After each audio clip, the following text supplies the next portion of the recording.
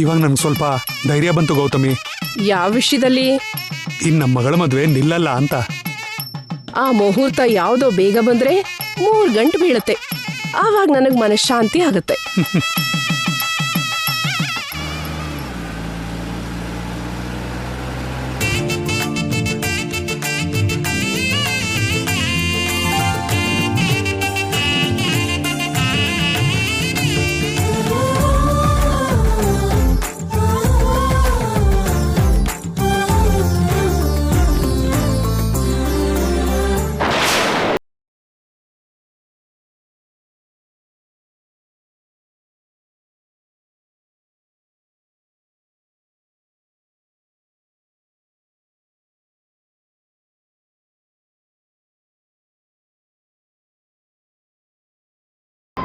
ಇನ್ನು ಕೆಲವು ನಿಮಿಷಗಳಾದ್ರೆ ವೇದವತಿ ವಂಶದವರೆಲ್ಲ ನನ್ನ ಹಿಡಿತಕ್ಕೆ ಬರ್ತಾರೆ.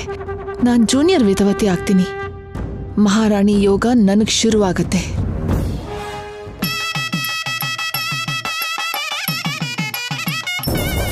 ವಸಂತ, ಏನು ಅಡ್ಡಿ ಮಾಡ್ಬೇಕಾಗಿರೋ ಅವನಿನೇ ಯಾವುದೇ ಅವಸರ ಮಾಡದೆ ಹತ್ರ ಇದ್ದು ಮದುವೆ ಮಾಡಿಸ್ತಿದ್ದಾಳೆ. ಈ ಕಥೆಯಲ್ಲಿ ಅವನಿ ಕ್ಯಾರೆಕ್ಟರ್ ಇದೆಲ್ಲ. ಟೆನ್ಷನ್ ಅಲ್ಲಿ ಸಾಯ್ತಿದ್ದೀನಿ. ಇಷ್ಟು ದೂರ ಬಂದ್ಮೇಲೆ ಇನ್ನೇನ್ ಮಾಡ್ತಾಳೆ ಬಿಡು.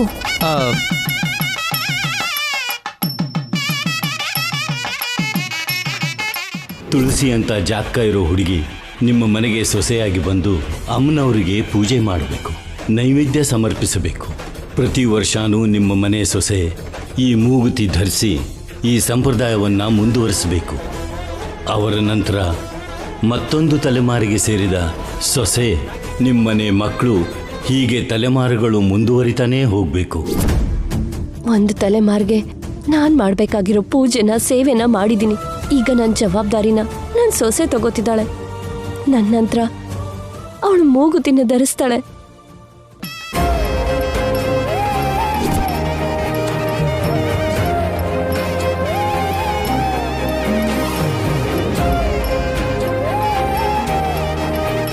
ಅಮ್ಮ, ಮಂಗಳಸೂತ್ರನ ಎಲ್ಲರ ಹತ್ರ ತಗೊಂಡೋಗಿ ಆಶೀರ್ವಾದ ತಗೊಂಬನ್ನಿ. ಇಲ್ಲಿ ಕೊಡಿ ಪುರೋಹಿತ್ರೆ, ನಾನು ಎಲ್ಲರ ಹತ್ರ ಆಶೀರ್ವಾದ ತಗೊಂಡ್ಬರ್ತೀನಿ. ಏಯ್ ನಿಂತ್ಕೋ.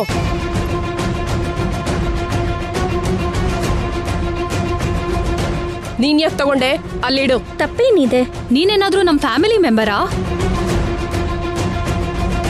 ಸೋದರ ಸೊಸೆ ಅಂದ್ರೆ ಫ್ಯಾಮಿಲಿ ಮೆಂಬರ್ ಅಲ್ವಾ? ನಿನ್ನ ಈ ಮದುವೆಲಿ ಇರೋದಕ್ಕೆ ಬಿಟ್ಟಿದ್ದೇ ಹೆಚ್ಚು. ನಮ್ಮ ಮನೆಯವರು ಕೊಡು. ಅಯ್ಯೋ, ನಾನೇನೋ ಮಾಡ್ಬಾರ್ದಿರೋ ಕೆಲಸ ಮಾಡ್ತಿರೋ ಹಾಗೆ ಯಾಕೆ ಅಡ್ಡ ಮಾಡ್ತಿದ್ದೀರಾ ಬಾವಾ? ಇಷ್ಟು ದೂರ ಬಂದಾದ್ಮೇಲೆ ಅವನಿ ಇನ್ನೇನು ಮಾಡೋಕ್ಕಾಗಲ್ಲ. ಆಮೇಲೆ ಅವಳನ್ನ ಅಳಿಸೋದಕ್ಕೆ ಚೆನ್ನಾಗಿರತ್ತೆ. ಅವನಿ, ನೀನ್ ಕೊಟ್ಟಿರೋ ಮಾತೇನು, ಮಾಡ್ತಿರೋ ಕೆಲ್ಸ ಏನು? ಇವಾಗ ಅದನ್ನ ಆಶೀರ್ವಾದ ಮಾಡಿಸೋದಕ್ಕೋಸ್ಕರ ತಗೊಂಡೋಗು. ಊಟ ಆದ್ಮೇಲೆ ಎಲೆನೋ ಎತ್ತು. ಅಲ್ಲಿವರೆಗೂ ನಿನಗ್ ಬುದ್ಧಿ ಬರಲ್ವೇ? ಅಕ್ಕ, ದಯವಿಟ್ಟು ನೀನೇನು ಮಾತಾಡ್ಬೇಡ. ಮಾತಾಡ್ದ ಹಾಗೆ ಮಾಡಿದ್ಯಾ ಅಲ್ವಾ? ಅವನಿಗೆ ಖುಷಿ ಆಗತ್ತಂತಲ್ವಾ, ಬಿಡಿ.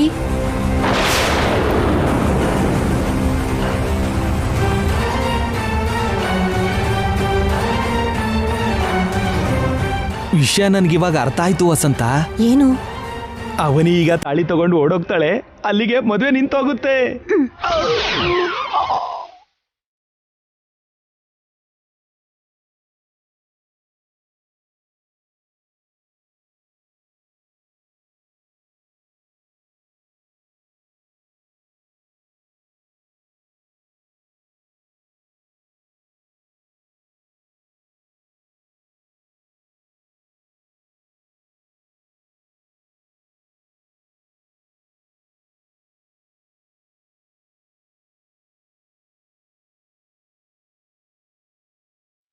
ಅಕ್ಕ,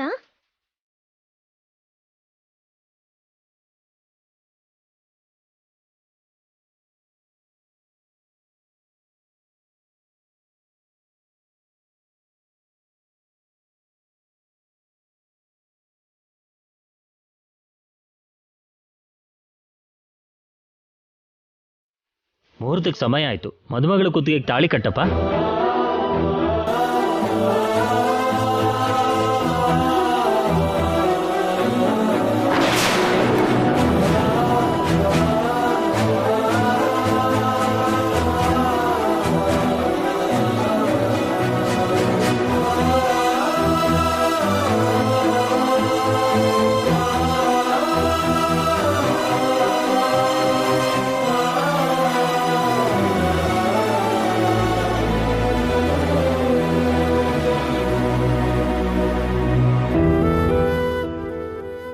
ಅವನಿ ಏನು ಸಿನಿಮಾ ನೋಡ್ತಿರೋ ಹಾಗೆ ನೋಡ್ತಿದ್ದಾಳೆ, ಏನು ಮಾತಾಡ್ತಿಲ್ವಲ್ಲ ಯಾಕೆ?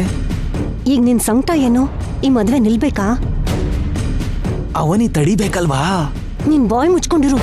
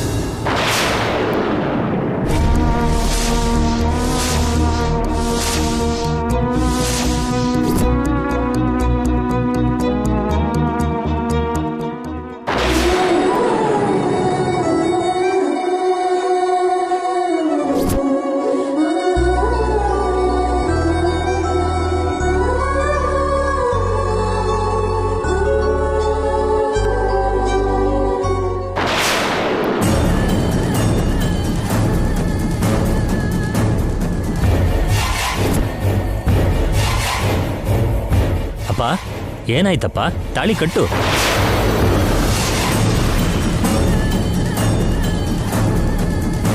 ಏನು ಯೋಚನೆ ಮಾಡ್ತಿದ್ಯಾ ಶ್ರೀಕರ್? ಕಟ್ಟು. ಶ್ರೀಕರ್ ಅವರೇ, ಏನಾಯ್ತು? ಕಟ್ಟಿ.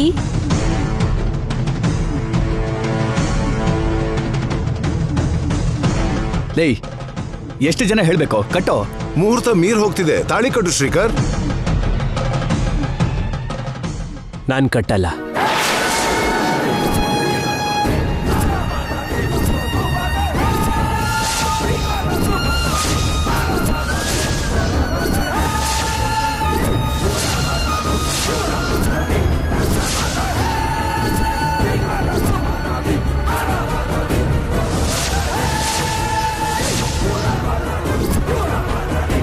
ನಾನ್ ಕಟ್ಟೋದಿಲ್ಲ.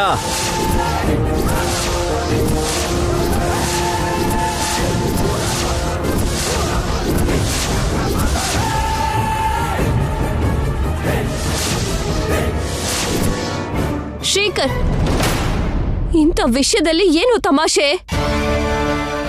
ಇದೇನಾದ್ರೂ ಪ್ರ್ಯಾಂಕ್ ವಿಡಿಯೋ ಅನ್ಕೊಂಡಿದ್ಯಾ? ನನ್ನ ಕೈಯಲ್ಲಿ ತಾಳಿ ಕೊಡ್ಸ್ಕೊಳ್ಳೋ ಅರ್ಹತೆ ಈ ನಿಹಾರಿಕಾಗಿಲ್ಲ.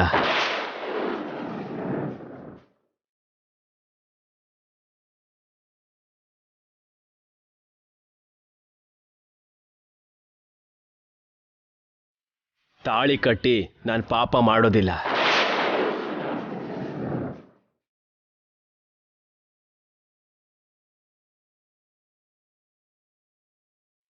ಏನಾಯ್ತು ಶ್ರೀಕರ್ ಅವರೇ? ಯಾಕೆ ಹೀಗೆ ಮಾತಾಡ್ತಿದ್ದೀರಾ? ಮದ್ವೆ ಅಂದ್ರೆ ಹಾಸ್ಯ ಅಲ್ಲ ಅಂತ ನನಗೆ ಗೊತ್ತು. ನಾನೇನು ಹಾಸ್ಯ ಮಾಡ್ತಿಲ್ಲ. ಶ್ರೀಕರ್ ಬ್ರೋ, ಏನಾಯ್ತು ನಿನಗೆ? ಯಾಕೆ ಹೀಗೆ ಮಾತಾಡ್ತಿದ್ಯಾ? ನಿನ್ನ ಮದುವೆ ಮೇಲೆ ನನಗೆ ತುಂಬಾ ಆಸೆ ಇದೆ. ಈ ಟ್ವಿಸ್ಟ್ ನಾನು ಊಹಿಸಿರ್ಲಿಲ್ಲ. ಯಾರು ಎಷ್ಟೇ ಸಲ ಹೇಳಿದ್ರು ನಾನ್ ನಿಹಾರಿಕಾ ಕತ್ತಿಗೆ ತಾಳಿ ಕಟ್ಟೋದಿಲ್ಲ. ಏನಾಯ್ತು ನಿಂಗೆ? ಈ ದಿನಕ್ಕೋಸ್ಕರ ನಾವ್ ಎಷ್ಟು ವರ್ಷಗಳಿಂದ ಕಾಯ್ತಾ ಇದೀವಿ ಗೊತ್ತಾ ನಿನಗೆ? ಇದು ಚಿಕ್ಕ ಮಕ್ಕಳ ಆಟ ಅಲ್ಲ. ಮೊದಲು ನಿಹಾರಿಕಾ ಕುತ್ತಿಗೆ ತಾಳಿ ಕಟ್ಟು. ನಾನ್ ಕಟ್ಟಲ್ಲ ಕಟ್ಟಲ್ಲ ಕಟ್ಟಲ್ಲ. ಯಾಕೆ ಕಟ್ಟಲ್ಲ? ಯಾಕೆ ಅಂದ್ರೆ ನನಗ್ ಮೊದ್ಲೇ ಮದ್ವೆ ಆಗಿದೆ, ಅದಕ್ಕೆ.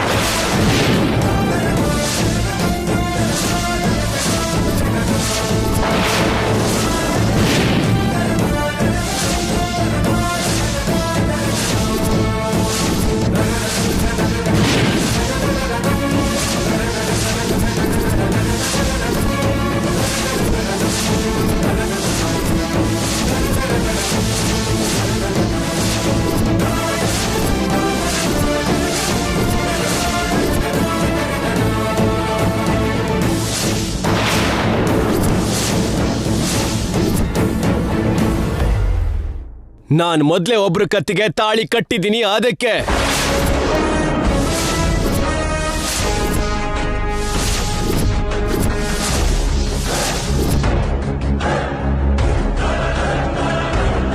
ಇನ್ನೆಷ್ಟು ಸಲ ಕಟ್ಬೇಕು?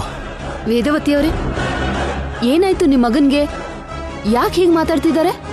ತಲೆ ಕೆಟ್ಟಿದೆ ಇವನ್ಗೆ, ಅದಕ್ಕೆ ಈ ರೀತಿ ಮಾತಾಡ್ತಿದ್ದಾನೆ. ಹಳೇದೇನಾದ್ರೂ ನೆನ್ಪಾಯ್ತಾ? ಯಾಕೆ ಹೀಗೆ ಮಾತಾಡ್ತಿದ್ದಾನೆ? ನಮ್ ಮರ್ಯಾದೆ ತೆಗ್ಯೋದಕ್ಕ ಹೀಗ್ ಮಾತಾಡ್ತಿದ್ದಾನೆ. ಮದ್ವೆ ಆಗಿದೆ, ತಾಳಿ ಕಟ್ಟಿದೀನಿ ಅಂತಿದ್ಯಾ ಅಲ್ವಾ? ಯಾರನ್ನ ಮದ್ವೆ ಆಗಿದ್ಯಾ? ನಿನ್ ಹೆಂಡತಿ ಯಾರು? ನಾನು ಮದ್ವೆ ಮಾಡ್ಕೊಂಡಿರೋದು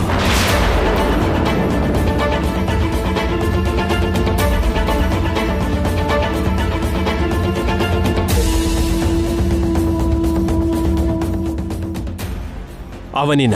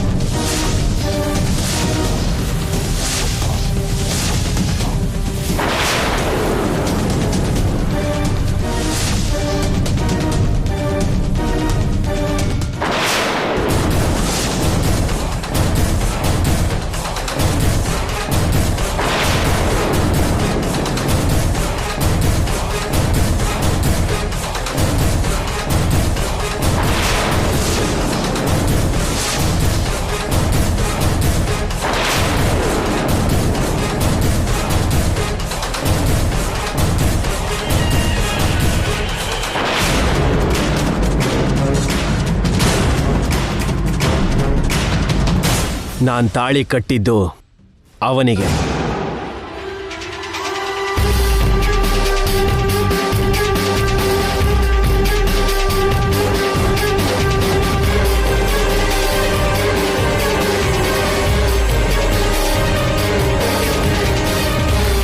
ಅವನಿನೇ ನನ್ನ ಹೆಂಡತಿ.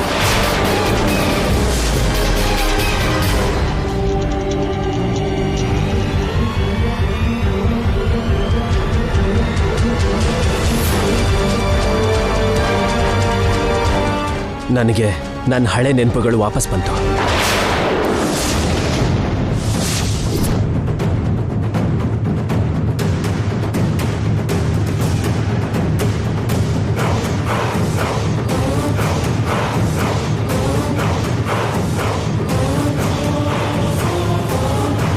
ಹಳೆದು ನೆನಪಿಗೆ ಬರೋದಕ್ಕೆ ಕಾರಣ ನನ್ನ ಹೆಂಡತಿ ಅವನಿ. ಇಬ್ರು ಸೇರಿ ನಾಟಕ ಆಡ್ತಿದ್ದೀರಾ? ನಾಟಕ ಅಲ್ಲ ನಿಹಾರಿಕಾ, ನಿಜ ನಿಜ ಮಾತಾಡ್ತಿದ್ದೀನಿ. ನನಗೆ ಹಳೆದು ಹೇಗೆ ನೆನಪಿಗೆ ಬಂತೋ ಹೇಳ್ತೀನಿ ಕೇಳಿ.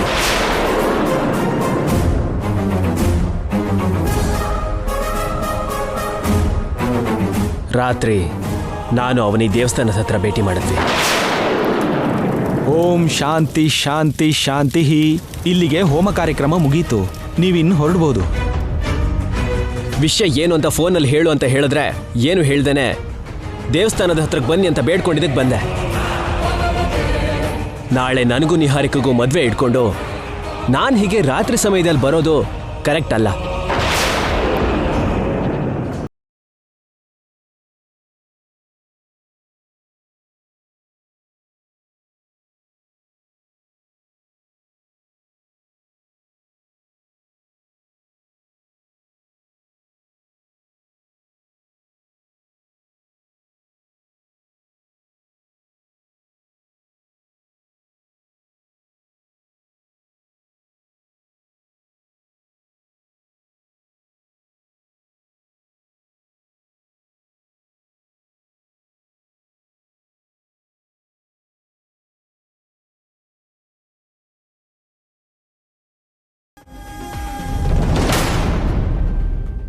ಈ ತಾಳಿನ ನೀನೇ ಚೆನ್ನೈ ಪೊಲೀಸ್ ಸ್ಟೇಷನಲ್ಲಿ ಕಟ್ತೆ ಅಂತ ನಾನು ಎಷ್ಟು ಹೇಳಿದ್ರೂ ಯಾರೂ ಕೇಳ್ತಿಲ್ಲ.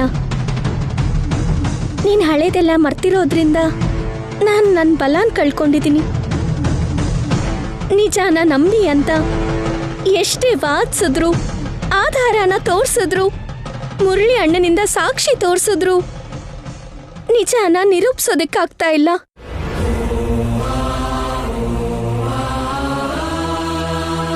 ಇದು ನೀನ್ ಪ್ರೀತಿಯಿಂದ ಕಟ್ಟಿರೋ ತಾಳಿ ಅಂತ ಮತ್ತೊಂದ್ಸಲ ಶಿವನ್ ಸಾಕ್ಷಿಯಾಗಿ ಹೇಳ್ತಾ ಇದ್ದೀನಿ. ನಿಂಗೆ ಹಳೇದ್ ನೆನ್ಪಿಲ್ದೆ ಇರ್ಬೋದು, ಆದ್ರೆ ನನ್ನ ವ್ಯಕ್ತಿತ್ವದ ಬಗ್ಗೆ ನಿಂಗೊಂದು ಅಭಿಪ್ರಾಯ ಬಂದಿರತ್ತೆ. ಅದಕ್ಕೆ ಕೊನೆ ಸಲ ಕೇಳ್ತಾ ಇದ್ದೀನಿ, ನೀನ್ ಈಗ್ಲೂ ನಾನ್ ನಿನಗ್ ಮೋಸ ಮಾಡಿದ್ದೀನಿ ಅನ್ಕೊಂತಾ ಇದ್ಯಾ? ಎಲ್ರೂ ಅನ್ಕೊಂಡ ಹಾಗೆ ನೀನು ಅನ್ಕೊಂತಾ ಇದ್ಯಾ ಭಾವ? ಹೇಳು ಭಾವ. ಹೌದು, ಎಲ್ಲರ ಅಭಿಪ್ರಾಯನೇ ನನ್ನ ಅಭಿಪ್ರಾಯ. ನನ್ನ ಕುಟುಂಬ ಯಾವುದನ್ನು ನಂಬುತ್ತೋ ನಾನು ಅದನ್ನೇ ನಂಬ್ತೀನಿ. ನನ್ನ ತಾಯಿ ಏನು ಹೇಳ್ತಾಳೋ ಅದನ್ನೇ ಕೇಳ್ತೀನಿ.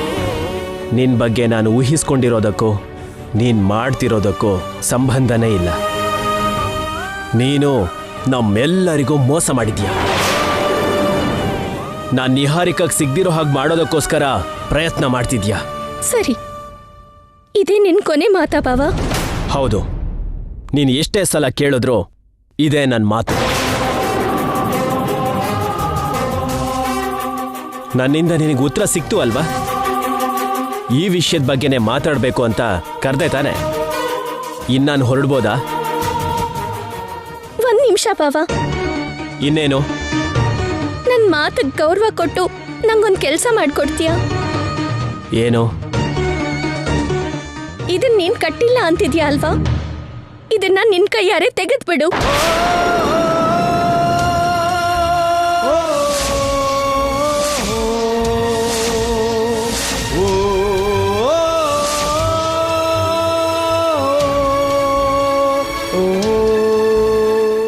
ನೀನ್ ತೆಗೆದ್ಮೇಲೆ ಇದನ್ನ ಅಮ್ಮನವ್ರ ಮುಂದೆ ಸಮರ್ಪಿಸ್ತೀನಿ.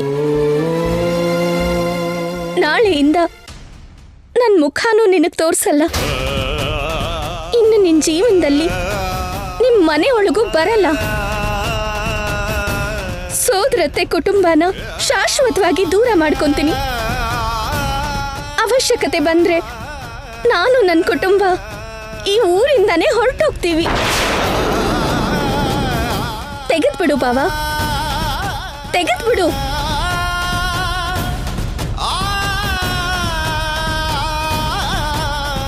ಏನ್ ಯೋಚಿಸ್ತಾ ಇದೀಯಾ? ತೆಗೆದ್ಬಿಡು. ತೆಗಿಯೋದಕ್ ಮನಸ್ಸು ಬರ್ತಿಲ್ವಾ? ನಾನ್ ಕಟ್ತಾ ಇರೋ ತಾಳಿನ ನಾನ್ ಯಾಕೆ ತೆಗಿಬೇಕು ಅಂತ ಯೋಚನೆ ಮಾಡ್ತಿದ್ದೀನಿ. ಆದ್ರೆ ತೆಗಿತೀನಿ.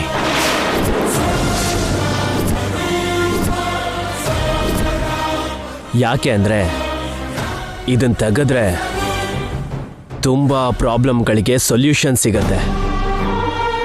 ಇಲ್ಲಿ ನಾನು 3 ಗಂಟೆ ಬಿಚ್ಚಿದ್ರೆ ಅಲ್ಲಿ ನಾನು ನಿಹಾರಿಕೆಗೆ 3 ಗಂಟೆ ಹಾಕೋಕ್ ಸಾಧ್ಯ. ತಾಳಿನ ತೆಗಿಯೋದಕ್ಕೆ ನನಗೆ ಯಾವ ಥರದ ಅಭ್ಯಂತರನೂ ಇಲ್ಲ.